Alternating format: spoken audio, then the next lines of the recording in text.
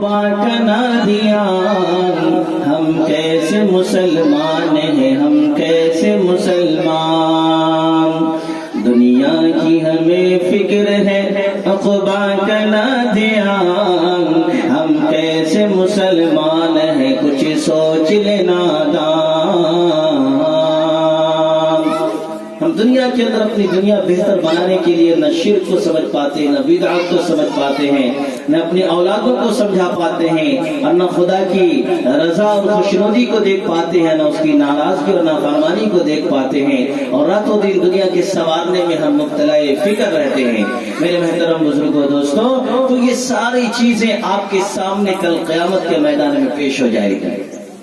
قرآن کریم نے کہا ما یلفظ من قول الا لدیہ رقیب عتید، آپ جو کچھ بھی دنیا کے اندر کرتے ہیں وہ ساری ریکارڈنگ اللہ تبارک و تعالیٰ کے پاس موجود ہے، اور اللہ تبارک و تعالیٰ کل حشر کے میدان میں آپ کے تمام کیے ہوئے اعمالوں کو دکھائے گا اور کہے گا یہ بندے دیکھ تو نے یہ ساری چیزیں کی تھی، اور آپ اس کو جھٹلانے کی کوشش کریں گے۔ تو ہم اپنے گھروں کے اندر جو اپنے بچوں کو، معصوموں کو ماں کے شکم کے اندر جو ہم نے مار دیا ہے، یہ ایک ظلم ہے، تو یہ سب سے بڑا ظلم ہے۔ کسی انسان کی زندگی کے ختم کرنے کا حق کسی انسان کو خود بھی نہیں ملا ہے۔ اسلام کے اندر خودکشی حرام کیوں ہے؟ کہ ہماری جسم اور ہماری جان کا مالک اللہ تبارک و تعالیٰ ہے، اس کے امر، اس کے حکم، اس کی قدرت، اس کے منشا سے ہم اور آپ دنیا کے اندر آئے ہیں۔ اس جان کے ختم کرنے کا حق ہمیں اللہ تعالیٰ نے نہیں دیا ہے، تو پھر دوسرے کے جان کے ختم کرنے کا اللہ تعالیٰ نے ہمیں حکم نہیں دیا اور یہ حق بھی نہیں دیا۔ لہذا ہم اپنے بچے اور بچوں سے گھبرا کر ان کو بچپنے میں ہی ماں کے شکم میں ہی مارنے سے گریز آئیں اور باز آئیں، اس لیے کہ یہ سب سے بڑا گناہ ہے۔ اللہ کے نبی صلی اللہ علیہ وسلم نے فرمایا وقتل النفس، اس کے بعد اللہ کے نبی سے پوچھا گیا یا رسول اللہ اس کے بعد سب سے بڑا گناہ کیا ہے؟ اور یہ ایک ایسا گناہ ہے جس میں ہر خرد و کلا، چھوٹے بڑے، پڑھے لکھے، عالم، قاری، حافظ، عالم، علماء، مزدور، مستری، تمام کے تمام لوگ اس میں 90% شریک ہیں۔ اللہ کے نبی صلی اللہ علیہ وسلم نے فرمایا والشہادۃ الزور، جھوٹی بات بولنا، جھوٹوں کے ساتھ گواہی دینا، جھوٹی گواہی دینا، اور جھوٹ بول کر کسی کو بڑھا دینا، کسی کو گھٹا دینا، یہ بھی بہت بڑا گناہ ہے، یہ گناہ کبیرہ ہے۔ اللہ کے نبی صلی اللہ علیہ وسلم نے اس آیت مبارکہ کی تشریح فرما دی، یا بنی لا تشرک باللہ ان الشرک لظلم عظیم۔ تو اب اولاد کے تعلق سے ایک ماں باپ پر کچھ ذمہ داری آتی ہے نا۔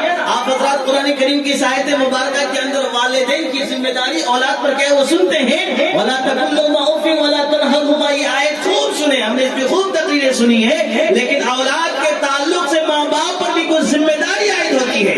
اللہ کے نبی صلی اللہ علیہ وسلم کے دوسرے خلیفہ حضرت عمر رضی اللہ تعالیٰ عنہ کے پاس ایک باپ اپنے بیٹے کے گریبان میں گمچہ ڈال کر اور اسے گھسیٹتا ہوا لایا اور کہا یا امیر المومنین، یہ میرا بیٹا ہے، میری نافرمانی کرتا ہے، میری خلاف ورزی کرتا ہے، میرا حکم نہیں مانتا۔ حضرت امیر المومنین اس کی طرف اشارہ کرتے ہیں نوجوان کیا تیرا باپ بوڑھا نہیں ہو گیا؟ اے نوجوان کیا تیرا باپ کمزور نہیں ہو گیا؟ کیا تو اپنے باپ پر ظلم کرتا ہے؟ تو وہ نوجوان کھڑا ہوا اور کہا یا امیر المومنین مجھے کچھ بولنے کی اجازت دی جائے۔ کہا بالکل تجھے اجازت ہے۔ کہا یا امیر المومنین یہ میرا باپ ہے، آپ بتاویں کہ اولاد کے تعلق سے باپ پر کیا کیا ذمہ داری ہے؟ وہ نوجوان جب سوال کرتا ہے حضرت امیر المومنین کی آنکھوں میں آنسو آ گیا اور کھڑے ہو جاتے اور کہتے ہیں کہ اولاد کے تعلق سے باپ پر 4 ذمہ داری سب سے بڑی ذمہ داری ہے، اور فرماتے ہیں کہ سب سے پہلے ذمہ داری یہ ہے کہ وہ اپنی اولاد کے لیے خوبصورت اور خوبصورت اچھی عورت کا فیصلہ لے اور اسے اپنی نکاح میں لائے، کیونکہ جب عورت اچھی ہوگی، بیوی اچھی ہوگی، تو اس کی اولاد کی تربیت اچھی ہوگی۔ تو سب سے پہلی ذمہ داری باپ پر اولاد کے تعلق سے یہ ہے کہ آنے والے بچوں کے لیے ایک خوبصورت اور خوبصورت ماں کا تلاش کرے، ماں کی تلاش کرے۔ اور پھر دوسری ذمہ داری ہے کہ جب اس کی اللہ تبارک و تعالیٰ اس کے گھر کے اندر چاند سا پھول سا کوئی دونہال کوئی بچہ عطا کرے تو اس بچے کی پیدائش پر اس کے ایک کان میں اذان اور دوسرے کان میں تکبیر کہی جائے۔ تیسری ذمہ داری باپ پر یہ کہ جب بچہ 7ویں دن کا ہو جائے تو اس کا عقیقہ کیا جائے اور اس کی طرف سے صدقہ اتارا جائے۔ اور چوتھی ذمہ داری یہ کہ جب بچہ بولنے کے قابل ہو جائے تو اس کو سب سے پہلے لفظ اللہ بولنا سکھایا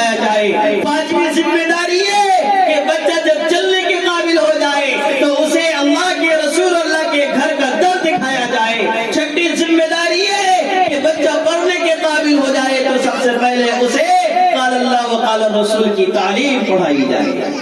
یہ 6 ذمہ داری حضرت امیر المؤمنین رضی اللہ تعالیٰ عنہ نے اس نوجوان کے سامنے بیان کیا. اور نوجوان کھڑا ہوا, اجازت ہو میں بھی کچھ عرض کروں؟ کہا بالکل اجازت ہے. کہا دیکھو یہ میرا باپ ہے اور میرا باپ قبیلے کے اعتبار سے, حسب و نسب کے اعتبار سے اعلیٰ ہے, لیکن دنیا کی عشق و محبت میں پڑ کے اس نے اپنے سے کمتر اور غلام خاندان کی عورت سے رشتہ کیا, شادی کیا ہے, اور اس نے ہمارے اوپر محلے اور سماج کے لوگ ہنستے ہیں اور مجھے اچھی نگاہ و نظر سے نہیں دیکھتے ہیں. میرا باپ جب میں پیدا ہوا تو میرا نام سیاہ رکھ دیا, کالا کلوٹا رکھ دیا, اور مجھے لوگ اسی نام سے پکارتے ہیں. میرا باپ جب میں بڑا ہوا, چلنے کے قابل ہوا, تو گانے بجانے کا کام کیا کرتا تھا. یہ میرے اپنے ساتھ موسیقی کے محفلوں میں لے جایا کرتا تھا, اور جب میں بڑا اور جوان ہوا تو یہ مجھے اپنے ساتھ مسجد کا راستہ نہیں دکھایا بلکہ ناچ اور بھنگڑے کا راستہ دکھایا. حضرت امیر المؤمنین اس کے باپ کی طرف پلٹتے ہیں اور کہتے ہیں اے اس بچے, اس نوجوان کے ابا, جا پہلے اپنے حق کو پورا کر, پھر اس نوجوان سے اپنے حق کی فرمائش کرنا.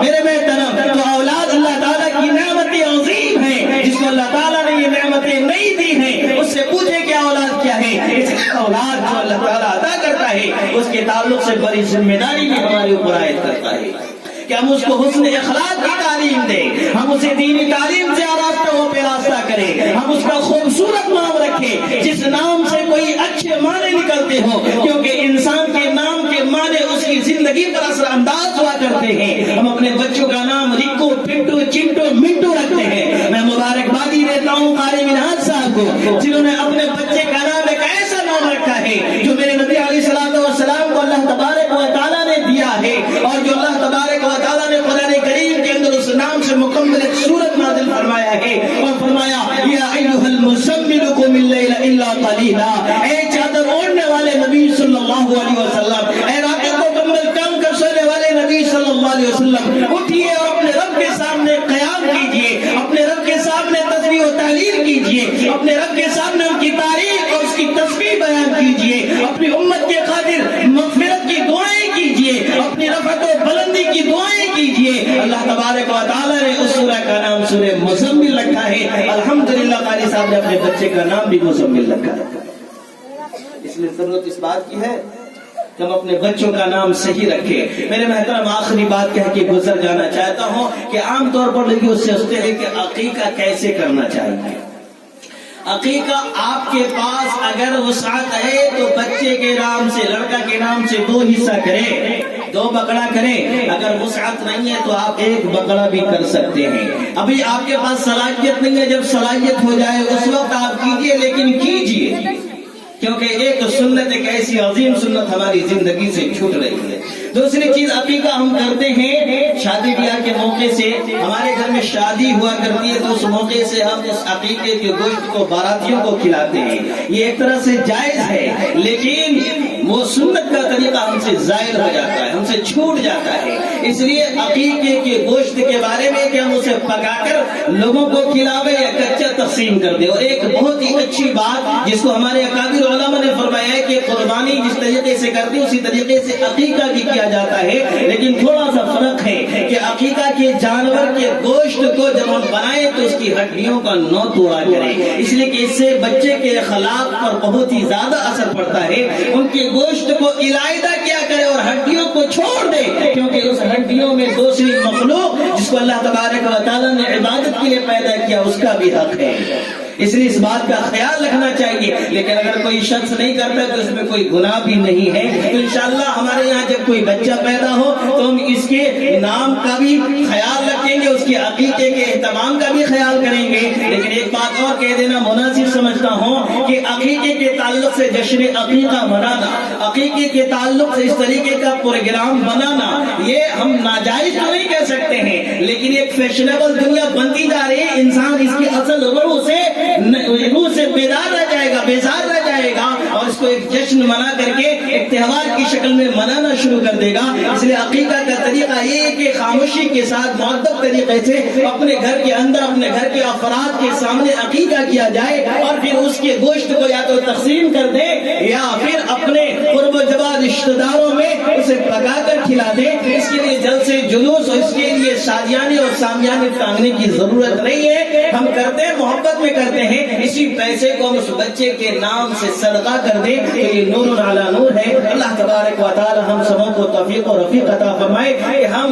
بحسن خوبی سنت کے طریقے کے مطابق اپنے بچوں کا عقیقہ کریں. انشاءاللہ پھر زندگی رہی تو اس کے تعلق سے باتیں ہوں گی. اللہ تبارک و تعالی ہم سبوں کو عمل کی توفیق عطا فرمائے. آمین. وآخر دعوانا الحمدللہ رب العالمین. ماشاءاللہ.